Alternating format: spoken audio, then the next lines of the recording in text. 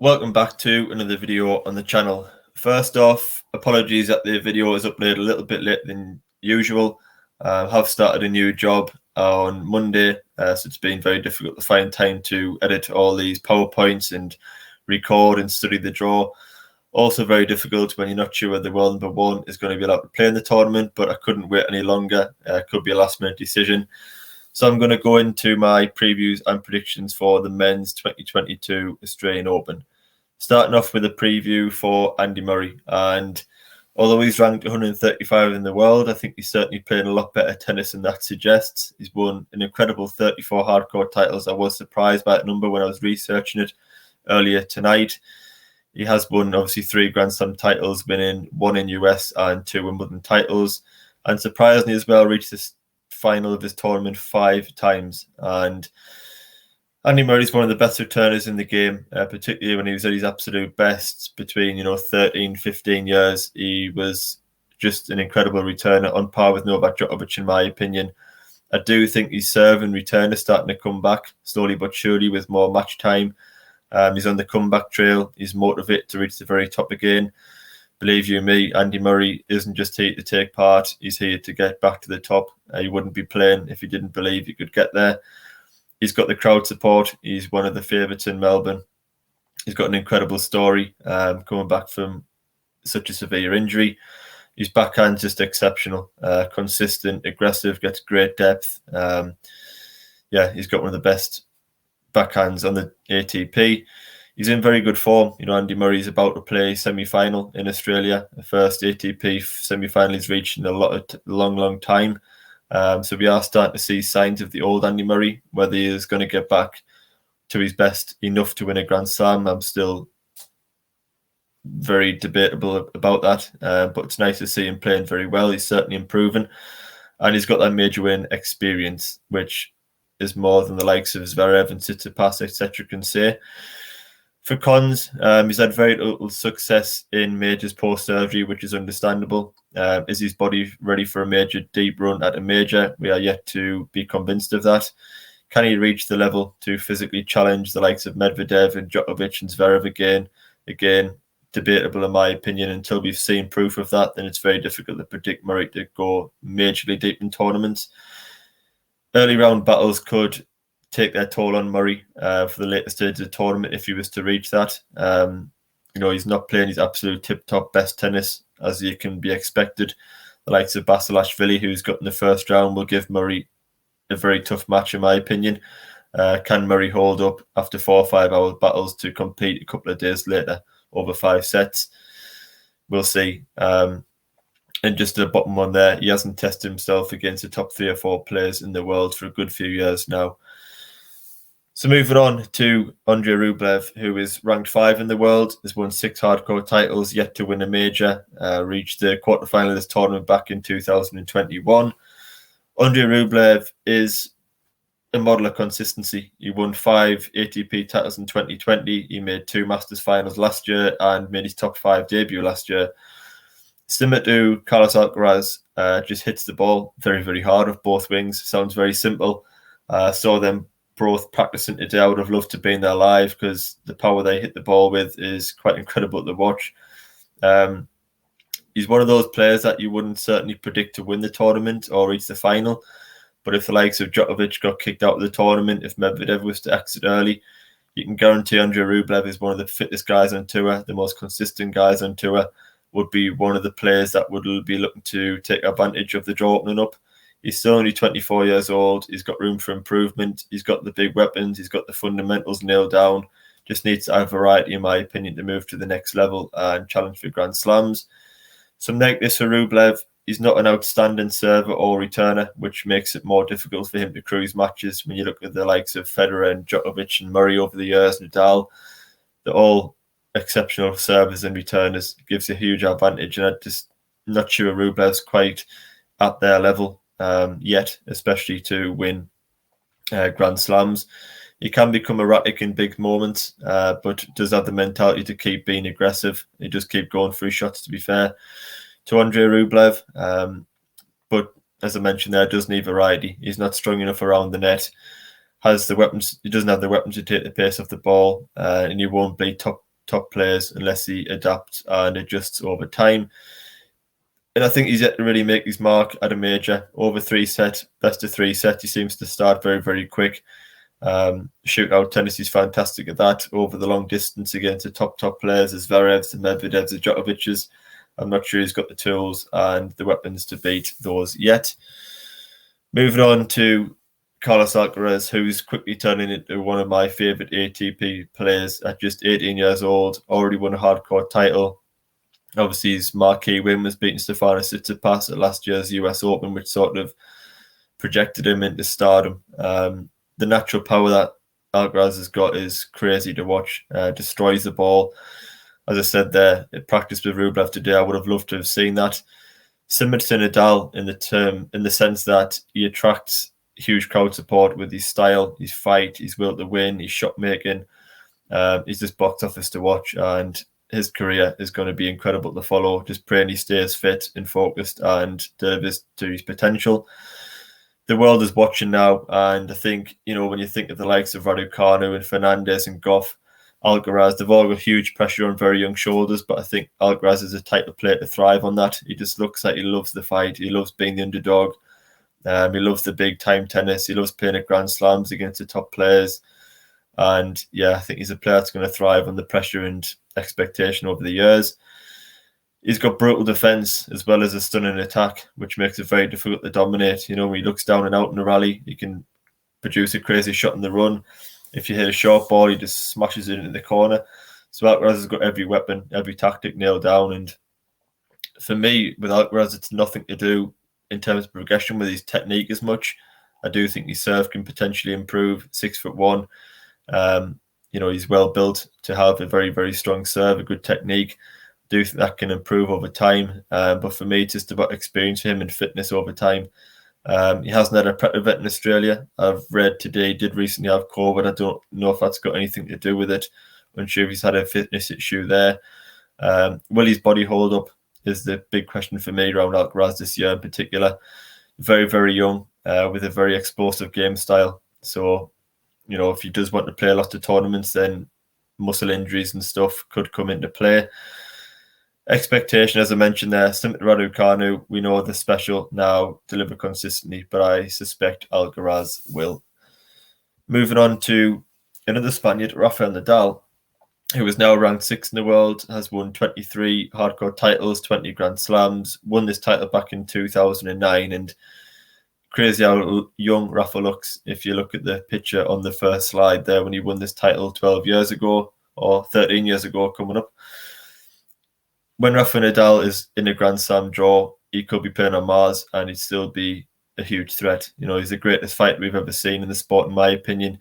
And he's looked very good in Australia. After a long spell out, it was questioned how long would it take Rafa to get fully up to speed. He didn't play any of the top 20 players in that warm-up event, but he still won the title, still performed at a good standard. He moved well, seemed to be happy, confident in the way he was playing. Did make a few unforced errors and look a little bit rusty in certain matches, but that's to be expected. His backhand is exceptional on the hard court, defensively excellent, and just creates ridiculous angles, which opens up opportunities to attack the net or unleash that quite good forehand, should we say. He's got the mental edge over Zverev and Tsitsipas in the term that he's got winning experience. He's won 20 Grand Slam titles. He's won the US Open a couple of times. He's won the Australian Open. So although Zverev and Tsitsipas, you'd expect and suspect that they would improve past Nadal now, he does still hold that massive experience advantage. Cons for Rafa, he hasn't looked anywhere near his best, in my opinion, since the French Open final win against Djokovic in 2020. Perhaps he did need a break. Perhaps the foot issue has been a problem for a good 18 months now. Now he's had a time to rest and get it sorted to some degree, or at least let it settle down. He might produce some of his best tennis in 2022. I think Medvedev certainly improved past him now. In Nadal, he hasn't beaten Djokovic on a hard court since 2013. Zverev won an Olympic gold last year in the ATP finals. So I think the likes of those three are starting to move ahead of Rafa on hard courts, but you certainly can't write him out. Moving on to Stefanos Tsitsipas, who had a disappointing last year, in my opinion. He's still ranked number 4 in the world.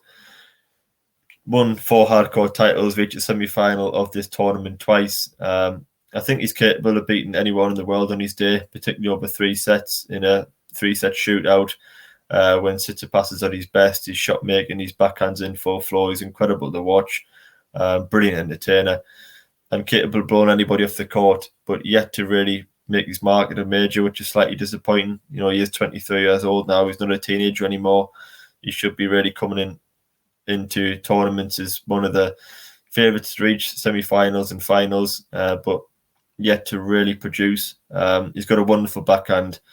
I think it's, in my opinion, not as good as Dominic Thiem's. It's a little bit more loopier. Needs to construct points rather than hit outright winners. But mix that with a great serve, solid net play, quick, difficult to pass. He's got the weapons to challenge anybody in a hard court. I think a win over a Djokovic or a Medvedev at the Australian Open could give him belief to win a maiden major. When he seems to face them, you never really fancy Tsitsipas to get past those players over 5 sets. Perhaps he could change that in 2022.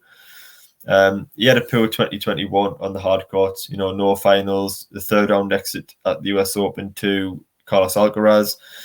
And he's just not quite delivering on his potential. You know, every year I seem to say this is the year for Tsitsipas. He's going to win a major. He's going to get a major final. And although he did at the French Open last year, I still felt he didn't really completely deliver at the Grand Slams. And I feel like I watch Tsitsipas at times and he looks stuck between styles. You know, last year at the Australian Open against Nadal, he failed to blast through Rafa. But then when he dominated when he started constructing points and being patient. But he does become a little bit obsessed, in my opinion, with hitting winners and want to entertain the crowd and hit backhand winners from ridiculous positions. But when he does just make the first serve, find the line with his forehand and backhand, play it a little bit safe almost and come in and dominate around the net, then he becomes a lot better and more consistent player. He does fatigue, in my opinion, as well at the back end of tournaments. If he goes through a marathon match, he seems to really struggle in the following one, but he has got a very explosive game style. So interesting to see how Tsitsipas fares this year. Alexander Zverev, who has now won 13 hardcore titles, which is a very good number for a player who's 24 years old. Did obviously win the ATP finals and Olympic gold last year, which I just mentioned. He's a hardcore specialist. You know, he redirects pace very, very well now. He's got an incredible defense, counter punches and defense so well. Difficult to defeat over the distance. But he's a beast, Alexander Zverev. He's very, very hard to stop. But I feel his backhand's starting to become one of the best shots in tennis. With his cons, I think his second serve's still a little bit of a problem for me. It has come a little bit more consistent over time, but in the big moments, it still does fall apart a little bit. His forehand again, when he gets to tie breaks in 6-6, it's 6-6, and when he gets to 4-4s and 5-5s, the top opponents target his forehand return in particular for a reason. Does let him down more often than not. And you do wonder with Zverev, when's he going to get over the line? You know, he's had lots of good chances to reach finals and win majors. You know, 2 sets to love up against Dominic Thiem, a 2019 US Open final and lost. And, you know, he was up a set last year against Novak Djokovic at the US Open and lost. So you just wonder, he's a very, very good player, particularly over 3 sets, but at majors, just doesn't seem to be able to get over the winning line. But perhaps it will happen from in 2022. Be a fantastic chance for him at the Australian Open if Novak Djokovic dropped out the tournament. I think he'd have to be Daniil Medvedev favourite for certain. But Zverev would certainly be high up on the list if Djokovic got kicked out of Australia, which is looking a real possibility. So Daniil Medvedev is ranked number 2 in the world, has a very good chance of becoming world number 1, especially if Djokovic continues with his medical exemption issues into tournaments. He's won 12 hardcore titles, obviously won his maiden major at the 2021 US Open and reached the finalist tournament last year as well when he lost to Djokovic. Now he's a major winner. I expect him to go from strength to strength. He's got huge confidence, belief. He's proven. And I think the fact that he did beat Djokovic at the US Open 3-love was huge for him mentally as well. He's a hardcore specialist. We know that by now with Medvedev over the past couple of years. And I think Medvedev deserves so much credit for transforming his game. You know, he was on par with Zverev and Tsitsipas in team. around a couple of years ago, but Medvedev, in my opinion, has gone into a different level. I think it's harsh to see on Thiem's part because he was injured for the majority last season, but certainly made up with Zverev and Tsitsipas. I think Medvedev's gone to another level from those two. He's got a monster serve. When he gets into a rhythm, he's capable of beating anybody. And it helps him be aggressive and move inside the court, something again which he's added to his game in the past 18 months. He used to just be a defensive counter puncher, but now showed against the likes of Djokovic that he's capable of wearing opponents down and hitting clean winners, which is very important, especially at a Grand Slam over the distance. Added pressure now, he's a major champion. Can he back it up with more? He does still have rare outbursts of anger. He's quite a funny guy to watch. He's quite eccentric and does some strange things at times, but it can upset his rhythm, particularly on serve. He, falls apart in matches at times, but I do think he's cutting those out as he matures. He relies heavily on the drive, double-handed backhand. A backhand slice that keeps low and spins heavy can cause problems. I think we saw with that Grigor Dimitrov last year when he beat him at Indian Wells. Dimitrov threw so many single-handed backhands in, kept the ball very skiddy, very low, and Medvedev didn't have an answer. Sure, he's been working on that over time, particularly on the hard courts, to ensure that doesn't happen again. But Dimitrov certainly exposed that last year. Finally, moving on to the world number one, and I'm pleased because I'm recording this video straight after the WTA one and my voice is starting to go. So Novak Djokovic, number one in the world, has won an incredible 62 hardcore titles, 20 Grand Slam titles, won this tournament 9 times. What can you say about Novak Djokovic apart from, what the hell's gone on the past 10 days? Loves conditions, court, and bosses Australia, has done for many, many years. He dominated Medvedev in the final last year, which sort of reinforced his dominance. Medvedev has come to that tournament certainly as a main challenger to Djokovic and had been winning tournament after tournament on the hard courts, and many people thought Medvedev would end Djokovic's reign in Australia, but he soon put a stop to that. His serving and returning was as good as ever in 2021. He's winning quick points now, serving volley, drop shots. His all-round game is just untouchable. Whether it's the backhand, the forehand, the net play, serve, return, mental. Djokovic is just a beast, especially in Australia. And if he performs well, if he gets to perform at all, he probably wins. It would take a special performance to stop him. Cons, obviously, the visa issues, 5 days in deportation centre, the threat of being rearrested, unknown whether he'll be able to compete, lack of prep time. At this point of recording, I think it's still very, very up in the air, so I'm not going to comment any further. To be honest, I think a solution should have been reached far quicker than what it is now. The fact that he's been named in the draw and is practicing and prepared to compete is a bit ridiculous. If he gets kicked out, I think a decision should have been made immediately after he won his court case if they were going to kick him out. But I could talk about it for hours and hours, so I'm just going to leave it there. He's had no warm event in Australia, which is obviously a slight issue, but I think Djokovic is a type of player. If he does get to play, he'll probably dominate the first 3 or 4 rounds, and then he's fully into his stride. And the fact Medvedev won the US Open sort of gave him a renewed confidence in Djokovic. Now must be wary that the threat Medvedev poses. In terms of a champion, I'm going to assume Novak Djokovic does get to play Australian Open because he is technically in the draw at the moment as this time is speaking. And for some reason, that slide is deciding to not load.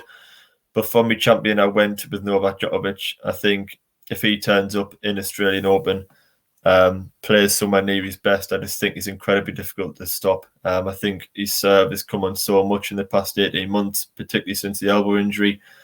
Served a record amount of aces in his career in 2021.